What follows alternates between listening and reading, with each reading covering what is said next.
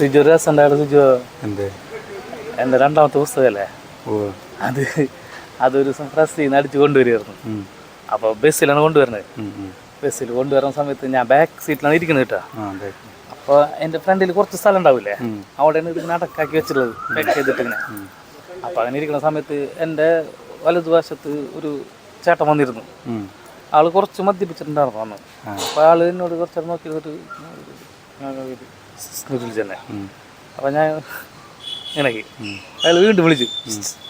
അപ്പം ഞാൻ എന്താട്ടാന്ന് വെച്ചു.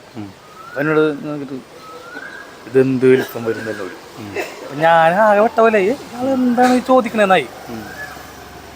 അങ്ങനെ എന്താ ചേട്ടാ ഇതെന്ത് വലിപ്പം വരും ചോദിച്ചു എന്നോട്. ചേട്ടാ എന്താണ് ഉദ്ദേശിക്കുന്നത് ചോദിച്ചു.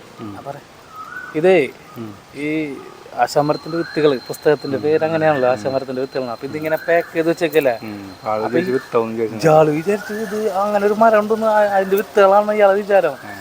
അപ്പൊ ഇയാൾ ചോദിച്ചെന്നോട്. അപ്പൊ ഞാൻ പറഞ്ഞു ചേട്ടാ അതെ ഇത് മരത്തിന്റെ വിത്തല്ല, ഇത് പുസ്തകമാണ്, പുസ്തകത്തിന്റെ പേരാണ് ആശാമരത്തിന്റെ വിത്തുകൾ. അപ്പൊ ഇയാൾ ഉണ്ടാക്കി പതുക്കെ പറയാന്ന്.